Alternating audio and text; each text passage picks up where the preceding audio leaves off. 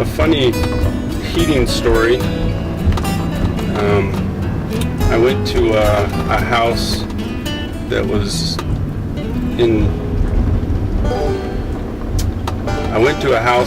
in Sundance, and I was crawling underneath the house to check their heat vents.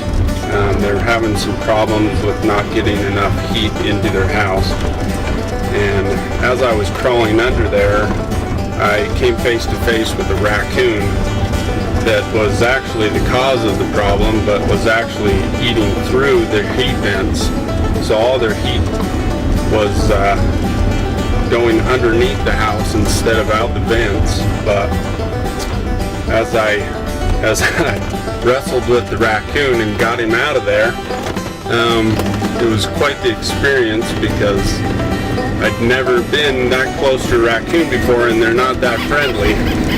And another heating related event that I've experienced is occasionally we'll get a call where they're not getting any heat, and the problem is that their pressure switch on their inducer isn't going off.